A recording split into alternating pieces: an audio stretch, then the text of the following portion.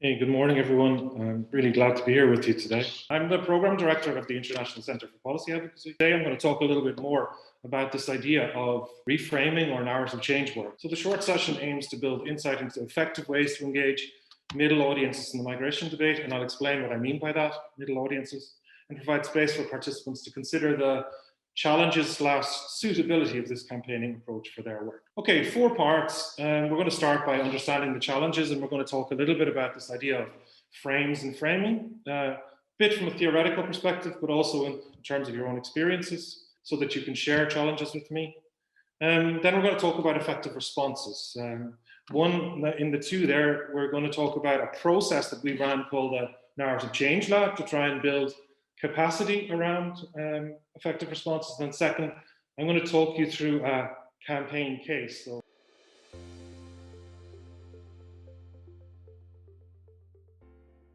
Okay, so part one, understanding the challenges. I think that the way that we understand the challenges are quite similar. I can see that people see that the migration debate has become very politicized and very polarized, right?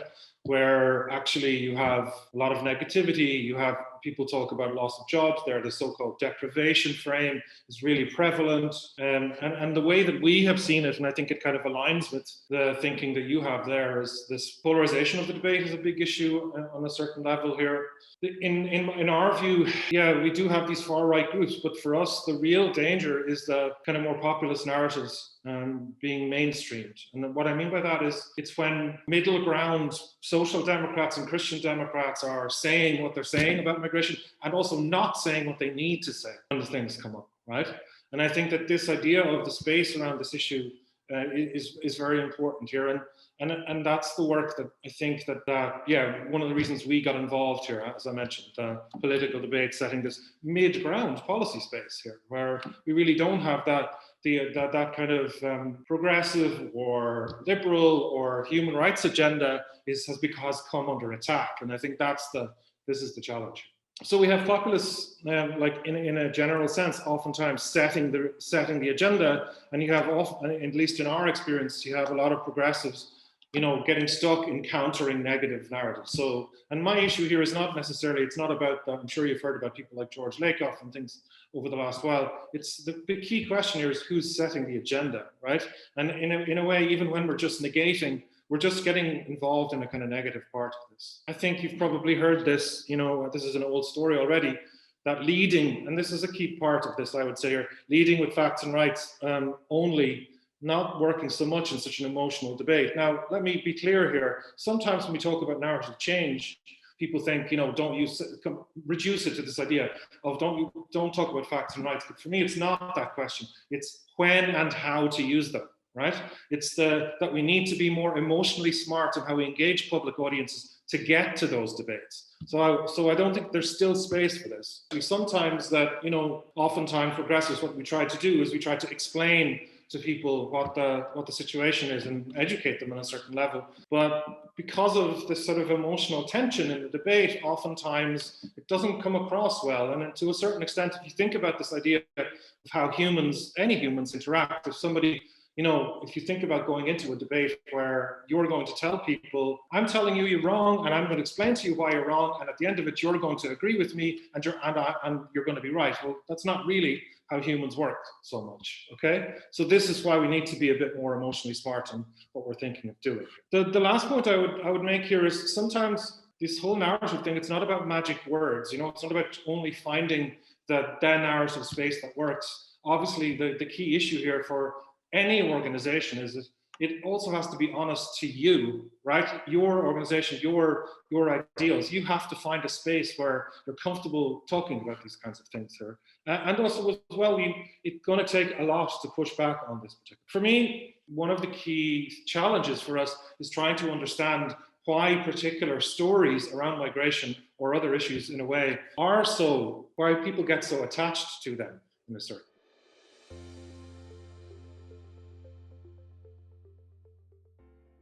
And this comes from this idea of frames and framing. And I'm going to just use an example here to explain what I mean by this. When we see this sign, right? Okay, So in the original, this is the peace sign, but it started as a sign on campaign for nuclear disarmament. There's a story around this sign that I think we all know. Over time, what happens with frames is we just see a symbol like this, actually, and we know a full story, right? And this is what happens with frames in the broader public debate as well. A single word, a single phrase can trigger a whole story for people of what the problem is, what the solution is, and also who the good guys and who the bad guys are, right? What I've actually shown you here is basically a definition of what frames are. Frames are a full story that people tell around complicated issues like war, like environmentalism, like migration. And these stories, what's very important to understand is they come with that full story embedded, right? One of the things that we keep talking about as well around this theory of frames, but also an idea of frames, is that what happens with frames and the reason people maybe react so emotionally all the time, it's not just about my story. They become community stories. They become identity stories to a certain extent, right? So what do you do when a new issue comes on online?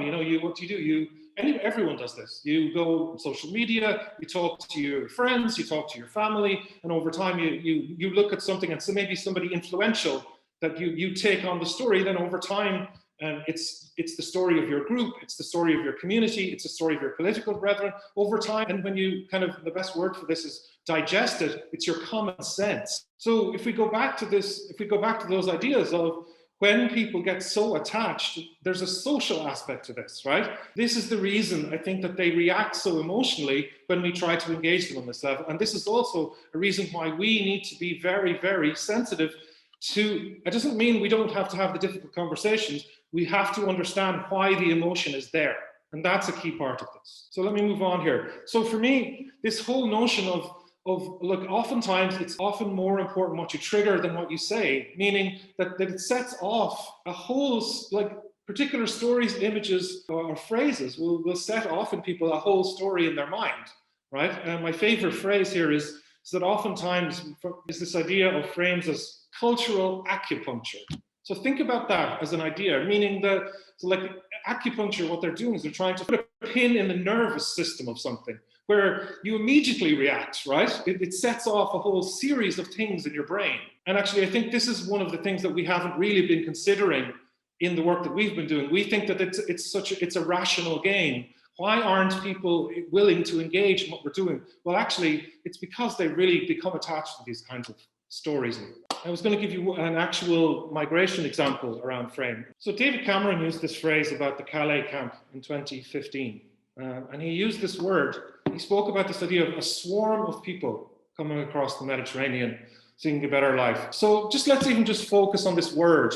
What's the first thing that comes to your mind when you hear the word swarm? This is the thing that people think of with swarm, right? So it's not just, it's about invasion. The story that goes back to, it's like biblical, man. It's like so far back. And it really triggers in us this whole single story. So what do you do when a swarm comes? You push back on it. You build, what do? You build walls. You attack the swarm, right?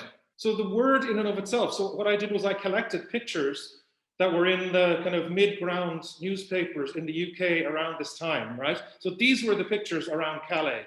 So if you see the relationship, so it looks like a swarm, right? So how do you respond to that? So this idea of a frame as a problem-solution relationship, right, is important here.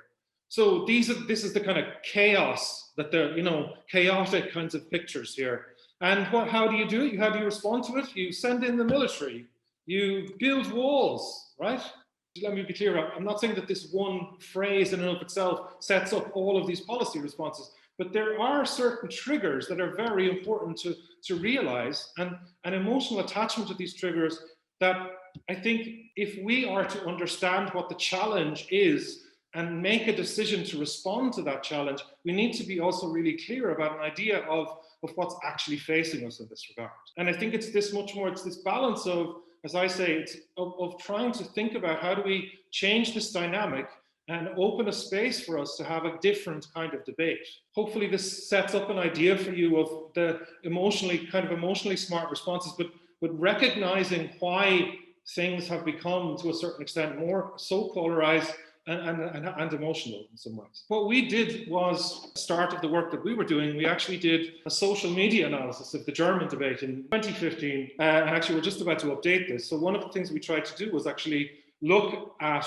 I know social media is more polarized, but actually try to understand what are the stories that are there, actually. And for us, a sort of baseline research approach, trying to understand the challenge we face was really key.